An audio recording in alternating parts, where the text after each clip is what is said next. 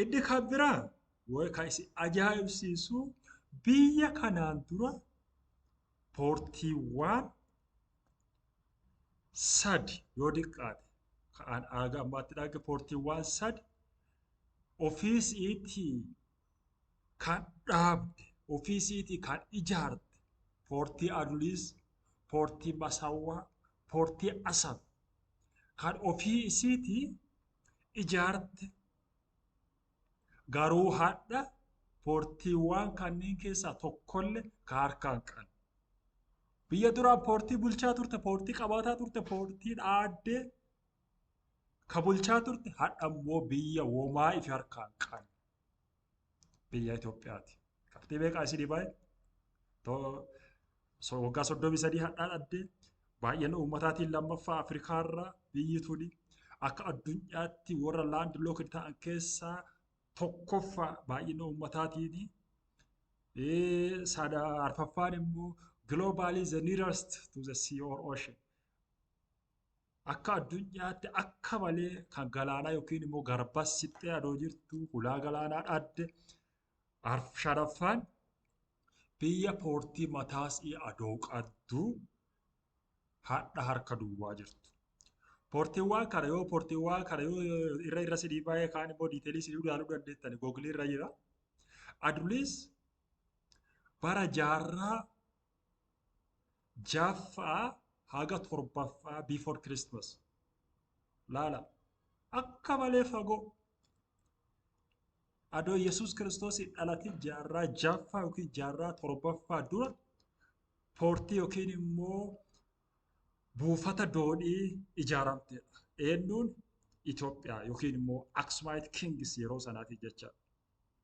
Boodarra immoo Aksumite Kingdemiin immoo baay'ee ka guddise bara Izaanaa bara 320 haga 360 dhaloota Kiristoosiitiin booda jechaadha. Kan inni seeraan guddisee jechaadha. Ol guddise upgrade kan inni godhe jechaadha. Lammaffaa immoo poortii Masawwaa yookiin immoo buufati doonii Masawwaa jaarraawwan torbaffaa yookiin 8ffaa dhaloota Kiristoosiitiin booda jaarraawwan torbaffaa yookiin jaarraa 8ffaa poortii uumamteedha. Inni kunillee Itoophiyaadhaan kan uumamte yeroo san immoo Aksumite rulers kan uumamtee jira. Kun hundi poortiiwwan Itoophiyaan ifiisiitii ijaarte. Asab yoo fudhattan immoo kaleetan asab kan hundootte siinu baay'inaan dhimma waraanaatiif kan hundootte. Asab kan hundootte bara 1869 akka warra faranjootaatti dhaloota Kiristoosiitiin booda jechaadha. Dhiyoo kana Itaalii fi Itoophiyaan yeroo Itoophiyaa Nugusicha Haayile Sillaaseetii fi Nugusichi Milikii fi Itaaliyaan waliin kan hundeessanidha. Boodarra immoo Impeeraar Haayile Sillaaseen akka poortii ijootti godhee kan isii tana qabate jechuudha. Poortii kam? Poortii Asab. Dhaggeeffatanii? Eegadaa asirratti amma warri humna galaanarraa kan duraanii turan waa'ee dhabiinsa poortii kanaa maal jedha keessattuu bara TPLF warra Shaabiyaatii kenniteerraa kan jedhu turtii humna galaanarraa yookiin immoo የባህረኛ yeroo san immoo warra baahireenyaa warra humna galaanarraa turan kan ta'an keessaa tokko Leeftenaant Fardaw Ayyele nama bara 1964 qacaramerraa mee haa dhageeffadha. ያለን አማራጭ መውጣት ነው። ምክንያቱም ሻቢያ ይሄን ተደግፎ እኛንም ሊያጠቃን ይችላል። ለምን ይሄው 34 አመት ሙሉ እንቅርቱነንበት የቆየው የባህር ኃይል ሰራዊት ነው። የባህር ኃይል ሰራዊት ባይኖር ኖሮ እኮ ኤርትራ ያን አይደለም ከ34 አመት በፊት ነው ትያዝ ነው ይችላል። ምክንያቱም የባህር በር ከተያዘ ሁሉ ነገር የሚደርሳቸው ከጠላትም ከወዳጅ ከምንም የሚደርሳቸው በሚደርሳቸው አርማሚንት የኢትዮጵያን ጦር በቀጥታ ሊያጠፉ የሚችሉበት ሁኔታ ነው ያለው። ከዛ በኋላ እንደው ግን የኢትዮጵያ የባህር ኃይል ቀደም እንደነገሩኝ እንግዲህ ከ40 በላይ መርከቦች ነበሯቸውና በወቅቱ የደርግ መንግስት ሲፈርስ እነዚህ መርከቦች አጠቃላይ ወዴት ነው የሄዱት? በጣም ጥሩ እነዚህ መርከቦች ያው እንዳልኩ እንግዲህ ዳህላክ መርከቦች ነበሩን። ያው ከምጽዋ እንደወጣን ዳህላክን እንደ ዋና እንትን ያደረግነው። ዳህላክ ትልቅ ወደብ ነው። ዳህላክ አውሮፕላን ማረፊያ አለ። ዳህላክ የመርከብ መጠገኛ አለ። ዳህላክ በጣም የተስፋፋ አንደኛው ብዙ ኢንፍራስትራክቸር የተሟላለት ጣቢያ ነበረ። የመርከብ ጥገናም በሰፊው ይካሄዳል። እዛ ያለውን ሰራዊት እና መርከቦች በዚህ ወቅት እዛ የነበረው ሰራዊት ይዞ አቅራቢያው ወደ ጂዛን የሚባል ወደ ሳውዲ አረቢያ ሄደ መርከቦቹን ይዞ። እኛ አሁን ያለን አማራጭ እንግዲህ እኛ ስልህ ደግሞ አሰብ፣ እኔ በወቅቱ ያን ጊዜ አሰብ ነበርኩ። እንዳጋጣሚ አሰብን ነው ከላከለ የነበረው። አሰብ ያለ የሰራዊት ደግሞ ወደ ሞካ የመን ሪፐብሊክ በጣም ቅርብ ነው። የ6 ሰዓት የ7 ሰዓት መቅዘር እንትን ነው። አሁን እዛ ሄድን። እዛ ሆነን እኛ ኤክስፔክት የምናደርገው ማን እንደያዘ አናውቀውም። ይሄ ሁሉ ሲሆን 5 ቀን 6 ቀን ሻዕቢያ አሰብ ውስጥ አልገባም። ምንም የለም አሰብ ውስጥ መረጃው እንደሚደርሰን። እዛ ላይ ያለን በአጋጣሚ ሞካ እያለን በመረጃ መጥተው ሞካ በሰው ወደ ውስጥ ሻዕቢያ ከየመን ይሄ እስካሁን የኛ ሰራዊትን ብዙ ያልተገለጸለት አንድ ምስጢር ነበረ። አሁን እኔ በዚህ ኢንጌጅድ የሆንኩበት ጉዳይ ነው። ይሄ ቀን 9 ሰዓት አካባቢ 4 ሰዓት አካባቢ የየመን ሰዎች ድሮም ሻዕቢያን ይደግፉ ነበረ። ከሻዕቢያ ደህንነት ጋር ሆነው መጥተው ኢትዮጵያ ጦር መርከብ ኢትዮጵያ በጣም ከፍተኛው እንቅርት የሆነችባቸው ትልቋ መርከብ መድፍ አላት ምን አላት። እሷን መርከብ ነው ለማስመጥ ብዙ ሙከራ አድርጎ ሻዕቢያ ሳይሳካለት 5-6 ሙከራ አድርጓል እሷን ለማጥፋት። እሷን ተከታትሎ መጥቶ ማታ ከፍተኛ ሌሊት 6 ሰዓት ሰራዊት ተኝቶ እያለ ረብሻ ጦርነት ፈጥሮብን ነበር። ሊያሰምጠን ሞክሮ ነበር። በማይክሮፎን ይዞ ዙሪያን 6 ጀልባ ይዞ መጥቶ እየዞሩ እጃችሁን ስጡ ይሉ ነበር። እጅ መስጠት የለም። በጣም ከፍተኛ የሆነ ምንድነው ጀግንነት በተሞላበት እንትን ሰራዊቱ እነዛን ጀልባዎች አስምጦ ሻዕቢያ እንዲህ አይነት አደጋ ደርሶበት አያውቅም። በእነሱ ቤት መሳሪያ ያስረክቡ ከእንግዲህ እኛ ጋር ናቸው የፖለቲካ ጥገኝነት ጠይቃቸዋል። ይሄን ሲሉ ለካ እኛ የየመን ባለስልጣኖች መስሎን ነበር። የተገዙ የየመን ሰዎችና የሻዕቢያ መኮንን ሆነው መጥተው ነው። ያውም የመኮንን ልብስ ለብሰው መጥተው እኛ አላወቅንም ነበር። ይሄን የመን መስለውናል በትክክል። ማታ 6 ሰዓት መሳሪያ ያስረክቡ፣ ቁልፉን አስረክቡ፣ ከእንግዲህ እናንተ ወደ እንትን ነው የምትሄዱት ምናምን ብለው እኛ አዎ እኛ እንግዲህ አንዋጋም በሰው ወደብ ውስጥ ኢንተርናሽናሊ ጥገኝነት በምጠይቅበት ጊዜ መሳሪያህን ሎክድ አድርገን እና የመርከቡን መሳሪያ አርማሜንቱን በሙሉ ሎክድ አድርገን በተኛንበት ሌሊት መጡ። ይሄ በቀጥታ ታስቡበት ከየመን መንግስት ባለለውም ከየመን የተገዙ ደህንነቶች ጋራ ሻዕቢያ የሰራው ስራ ነበር። እኛ ጠርጥረናል። ይሄን በምናደርግበት ጊዜ እነዚህ ሰዎች ግን የሻዕቢያ ወታደር ነው የሚመስሉት ተባብለን የተነጋገርንበት ጊዜም አለ። እዛው መርከብ ላይ እንዳሰብነው መጥተው እንደዛ አደረጉን። ግን አሸንፈን በወቅቱ በቪኦኤ እና በትን ተገልጿል። በዓለም በተለያዩ ሚዲያዎች ተገልጿል። ያ እዛ ያደረግነው ጦርነት አሁን ካሚንግ ቱ ዘ ፖይንት መርከቦች በጠቅላላ ግማሾቹ ሆዲዳ፣ ግማሾቹ ሞካ በየመን ውስጥ ማለት ነው፣ ግማሾቹ ጂዛን ሳውዲ አረቢያ፣ የተወሰኑት ወደ ጅቡቲ ሄደዋል። ያ ሁሉ መርከብ ተከፋፍሎ እዛ ሄደ።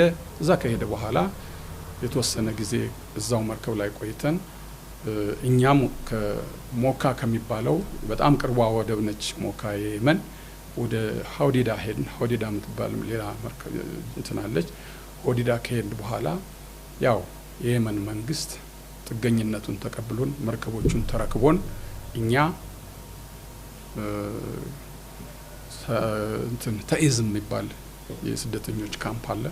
እዛ አዘጋጅተውልን ወደ 500-400 ድንኳን ተተክሎ ሰራዊቱ በሙሉ ወደ 2000 የሚሆን ሰራዊት እዛ ሄዶ ሰፈረ። መርከቦችን እዛ አድርገን ያስረክበን እኛም ወደዛ ሄድን። ከዛ በኋላስ እንደው ምናልባት የሚያውቁት ነገር ካለ እነዛ መርከቦች የት አካባቢ ወዴት ነው የሄዱት? ባለቤትነታቸው ወዴት ነው ሄደው የሚለውን እስኪ። እንግዲህ እነዚህ መርከቦች አሁን እኛ ይሄ ሁሉ ሲሆን ተስፋ አልቆረጥንም። አዲስ መንግስት ኢትዮጵያ ውስጥ አዲስ አበባ መንግስት መቼም እርግጠኛ ነኝ ወደብ እንደሚያስፈልገው ያውቃል። ወይ ተደራድሮ ወይም ይሄን የመሰለ የሰለጠነ ጦር እንደዚህ አይነት አዳዲስና ዘመናዊ መርከቦች አሰባስቦ እንደገና የቀይ ባህርን እንትን ሻዕቢያም ቢሆን ተደራድሮ ለኔም ይጠቅሙኛል ብሎ መርከቦችን ይመልሳል፣ ሰራዊቱን ይመልሳል። ሰራዊቱን ባይፈልገው ደግሞ የኢትዮጵያ መንግስት ወያኔም ቢሆን ይሄ ሰራዊት የሰለጠነ ነው፣ ብዙ ገንዘብ የወጣበት ነው፣ ብዙ በጦር ውስጥ ገብቶ ስራ ሊሰራ ይችላል። ይሄን ጦር አምጥተን ሆነ ቦታ እናድርገውና እንትን እስከምናገኝ ድረስ በሌላ ስራ ኢንጌጅድ እናድርገው ምናምን የሚል ይኖረዋል። ጦርታ የሚወጣውን አስወጥቶ ሪፓትሬት እንድናደርግ እንደገና ወደ ኢትዮጵያ እንድንመጣ ኤክስፔክት እያደረገ ነው። ገምት 2000 ሰራዊት ነው እዛ ላይ የሰፈረው። ስንጠብቅ ከ2 ወር ነው ከ3 ወር በኋላ ዴሌጌሽን ተላከ። ሳውዲ አረቢያም ዴሌጌሽን ወያኔ ነው የላከው። ሳውዲ አረቢያም ዴሌጌሽን ማነው የመንም ዴሌጌሽን ተላከ። ምን አይነት ዴሌጌሽን ነው? ለዚህ ጦር መልስ የሚሰጥ ማለት ነው። አሁን ይሄ ሁሉ ሲሆን ይሄን የአዲስ አበባውን መንግስት የሚመራው ኢሳያስ ነው፣ እርግጠኛ ነኝ ሻዕቢያ ነው የሚመራው። አሁን ሻዕቢያ አሰብንና መላው ኤርትራን ወደቦች ለመቆጣጠር ካለው ፍላጎትና ውሳኔ አንጻር ምንም አይነት የባህር ኃይል ሰራዊትና ምንም አይነት መርከብ የሚያንቀሳቅሱ ሰዎች ሊኖሩ እንደማይገባ ሻዕቢያ ወስኗል። ሰራዊቱን ማጥፋት ነው ያለበት። ተመልሶ ሪታሬት እኛን ያጠቃናል የሚል መርከቦች እስካሉ ድረስ ሰራዊቱ የሰለጠነው ሰራዊት እስካለ ድረስ ቀዝፎ መጥቶ እኛን ሊያጠፋን ይችላል። አሰብን ወይም ምጽዋንም ቢሆን ሊወር ይችላል። ስለዚህ ይህን ማጥፋት አለብን ብለው ወስነዋል። አሁን በዚህ መካከል ምንድነው የተፈጠረው? ከአዲስ አበባ ዴሌጌሽን we are expecting ይወስዱናል፣ ምን መልስ ይሰጡናል ብለን በጉጉት የምንጠብቀው ዴሌጌሽን መጥተው ምንድነው ያሉት?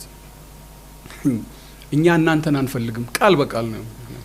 በእኔ በኩል እንግዲህ እኔ አለቃዬ የነበሩ ጀነራል ኮሞዶር ጅንኑ የሚባሉ ነበሩ እና እሳቸው የዚህ የመኮንኖች እንትን ነበሩ፣ አባል እንደነበሩ በኋላ ነው የተገለጸልን። ሽግግር መንግስት ድረስ ስልጣን መጨረሻም አብረው ከወያኔ ጋር አብረው ይሰሩ የነበሩ መኮንን ናቸው። አሁን በህይወት የሉም። ሌሎችም አሉ ጠቀስ የሚገባቸው። መጥተው ምንድነው ያሉ? ቃል በቃል ያን ሁሉ ሰራዊት ሰብስበው እናንተን አንፈልጋችሁም፣ ምንፈልግ መርከቦችን ነው። መርከብ ነው ሰው ነው የሚበልጠው? እኔ ራሴ ጥያቄ ጠይቃለሁ። በዛ ነው ያ እንግዲህ ሰፍሮ ያ ሁሉ በችግር ነው ያለው፣ ስደት ነው ያለው፣ ያገለገለ ያስተማሩት የራሳቸው ሰራዊት ነው፣ ያባት ናቸው፣ የ49 የምናምን ቅጥር ናቸው ሰውየው።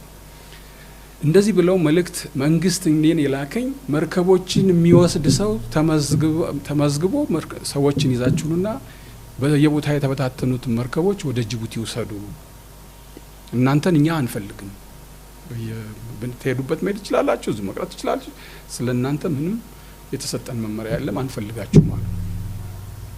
ይሄ እጅግ ተስፋ የሚያስቆርጥና በእውነት የሚያሳዝን ነው። በዓለም አቀፍ ደረጃ ዜጋህን እንደዚህ ስትል በእውነት ምንድነው ምን ማለት አይቻልም። እንዲህ ባለው ኦኬ እሺ ተባለ።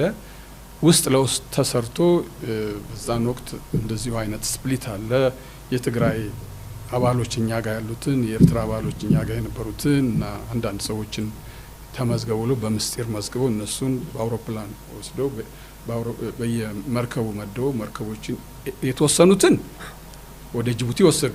መርከቦችን የተወሰኑትን ለሻዕቢያ ሰጡ። መሄድ የማይችሉና የሚያንቀሳቀሳቸው እንግዲህ መርከብ በአንድ ሰው በሁለት ሰው መሪ ይዞ አንድ ካፕቴን አንድ እንትን የሚወስደው አይደለም። መርከብን የሚያክል ነገር መርከብ እንደየ ኮምፕሊሜንቱ እንደየ አሰራሩ አንድ መርከብ ሚሳይል ከሆነ በሚሳይል ጀልባ የሰለጠነ ፍሪጌት ከሆነ በፍሪጌት የመሳሰሉ እንደ እንትንህ ነው። አንድ ኮምፕሊ የመርከብ 1/3 ነው። ሁል ጊዜ መርከቧ ላይ 20 ሰው ካለ መርከቧ እስከ 10 ምናምን ሰው 12 10 ሰው ያርፋል 12 10 ሰው ያንቀሳቅሳል። አንድ ሰው የሚያንቀሳቅሳት መርከብ የለችም ከጀልባ ከዞዲያክ በስተቀር እና መርከቦችን ይዛችሁልን ሂዱ አሉ። ሊወስዱ ያልቻሏቸው እዛው በየንቱ አሁን ለምሳሌ ጦር መርከብ ኢትዮጵያ እዛው በሰው ወደብ ላይ እንዲሁ ሰምጣ ነው የቀረችው። የት ሆዲዳ ሰምጣ ቀረች። የፓኪስታን መንግስት ጫራታ እኔ ስደት ሆኜ ህንድ ነበርኩ ያን ጊዜ አጋጣሚ ህንድ ሆኜ ማስታወቂያውን አየሁት። የማሪታይም ቦርድ አለ እዛ ላይ የሚሸጡ መርከቦች ጦር መርከብ ኢትዮጵያ የምትባል ዳታዋ ተሰጥቶ እቺ መርከብ ያን ጊዜ ስክራብ እያደረጉ ህንዶች ፓኪስታኖች የመሳሰሉ ሀገሮች እንደዚህ ስክራብ የሆኑ መርከቦችን ያረጁ መርከቦችን የወደቁትን እየቆራረጡ ለህንድና እኔ በአፍና ጋር የሚባል አለ። እኔ አንድ መርከብ ይጀጃለሁ ፎር ዛት ማተር ሌላ የመንን መርከብ እዛ እየወሰዱ ይሸጣሉ። ማን ነበር የሚሸጠው? የህንድ ነጋዴዎች አሉ። ከፓኪስታን የሚመጡ ነጋዴዎች አሉ። የመን ተቀምጠው መርከቡን እየቆራረጡ በእንትን አንደርወተር እንትን አለ እየቆራረጡ በአንዳንድ ሜትር በሁለት ሜትር እየቆራረጡ በኮንቴነር እየወሰዱ ለጃፓን ይሸጣሉ። ጃፓን እንደገና መኪና ወይም አቅልጦ እንደገና ያመጣልሃል። እንደዚህ ነው የሚያደርጉት። ኢትዮጵያ በዚህ መልኩ ነው የተሸጠችው። ይሄን ስትሸጥ እኔም ውስጤ አሮ በጣም ሰራዊቱ በጣም አልቅሶ ነው እቺ መርከብ እንትን ያላት። በዛም ጊዜ ያልተናገርኩት ነገር አለ። ሆዲዳ በምንወርድበት ጊዜ ሰራዊቱ ተሰልፎ እቺ መርከብ አልቅሰን ነው የሸኝናት። የመጨረሻው ሰው ሰንደቅ ዓላማ የካፕቴኑን አውርጄ መጀመሪያ ካፕቴን ይትባረክ የሚባሉ አዛዥ ነበሩ። እሳቸው ሲወርዱን የሰላም ተሰጥቼ እሳቸውን አውርጄ ነው የመጨረሻ ያወረድኩ ነኝ። የመጨረሻው ሰራዊት ማለት ነው። ባህር ኃይል ቢመሰረት የባህር ኃይሉን ምስረታ በተመለከተ ልሰጥ የምችለውን በአቅሜ በፕሮፌሽኔ መስጠት የምችለውን ነገር ከተጠየቁ እሰጣለሁ። ሁሌ ብሰማው ራሱ አልፈልግም ከምንም በላይ ስለሚቆጨኝ እና ሌላው ህዝብ እንዲህ የተናደደ እንግዲህ አንተ ምን ይሰማሃል ብትለኝ ከዛ እጥፍ በእጥፍ የበለጠ ነው ይቆጨኛል። ውስጤ ያንገበግበዋል። መናገርም አንዳንድ ጊዜ በጣም በሚከብድ ሁኔታ የሚሰማስ ማላው የባህር ኃይል እንትን አሁን ሲገናኝ ማልቀስ ነው። ያን የመሰለ ባህር ኃይል ፈርሶ እቺን የመሰለች አገር ላንድ ሎክድ ሆና ምንድን ነው የወደፊት ፌታችን? ምን እናድርግ? እኛ ልናደርግ ማንችለው ነገር አለ። ትውልዱን ምን እናድርገው ለሚለው ደግሞ አሁን የሚፈጠረው ትውልድ ነው። እዛ ላይ ልናግዝ የምንችለውም በፕሮፌሽንም ሆነ በሀሳብ እናግዛለን። ኤጋራ አኩባ ሌፍተናንት ፈርዳውራ አምባ ዳጊአ ቱርተነ ወሊገ ሻቢያ ፊ ቲፒኤልኤፍ ወሊጋልቴ ጪባ ቀባችሁ ሳኒ አችሞ ዴሊጌሽን ዮኪን ሞ ባከቡቶታ ቲፒኤልኤፍ ጋራ የመኒቲፍ ጋራ ሳውዲ አረቢያ እዶ ወር ሁምና ገላናራ ኢትባቀታን ዶዲ ፊ ቀበተኔ ኢትባቀታን ሰደቀኔ ዶዲ ኬና ፊ ሜሻ ወራና ኑኬና ኑት ኢስን ሂበርባኑ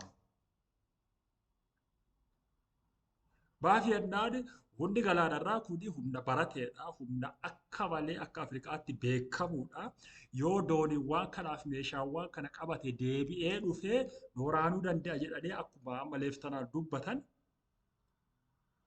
ኑራ ፊራኑ ቀበቹ ደንደው ኪን ሞኑ ሚዱ ደንደው ጀደኔ ዋ ያደኔፊ ሜሻ ወራዳ ኢፊ ሲርካ ጅሩ ፊ ዶኒዋን ፊዳ ኢሲኒሞ በርባዱ ጀደኔ ቢያ አምባቲ ገላክሰ ደቻ ገላክሰ akka leeftananti jedhanitti immoo asaab irratti lolli takkaalle adoo hin geggeeffamin Eertiraaf akka dhiisnu nu godhane. Asaabi teenna osoo jedhin waa'ee lola asaabirra osoo waan tokko xiyyitiin takkatti osoo asaabirratti dhukaa'in yookiin immoo dhukaafamin akka nuti asaabi dhiisnee baanu nu godhane. Kun walumaa galatti kan agarsiisu waliigaltee Shaabiyaa fi TPLF boodarra akka tasa Tigraay yoo biyya teete Asaab akka poortii mataa isheetti akkasiin fayyadamtu. Yoo ta'uu baate immoo Itoophiyaan double land locked godhuu qabna jedhanii waan yaadaneef. Double land locked godhuu qabna jedhanii waan yaadaneef kana godhane jecha. Double land locked jechuun maal jechuudha? Gara kaanii Eertiraan hin jirti, yoo Tigraay biyya fi dandeette teetee dhuttee akkaataa dhagalte Itoophiyaan biyya fi dandeette tokkorra dabartee biyya kaan bira dhattee buufati doonii kuni kiyya jettee gaafachuu hin dandeettu jecha. Kanaaf xaxxoo Shaabiyaa fi TPLF walii galanii biyya kanarratti godhan hubadhaa obboleeyyaatti. Asirra kaanee dhimmi hulaa galaanaa argachuu fi argachuu dhabu dhimma diinagdee biyya keenyaati. Dhimma siyaasa biyya keenyaati. Dhimma dippiloomaasii biyya keenyaati fi dhimma iccitii biyyattiiti.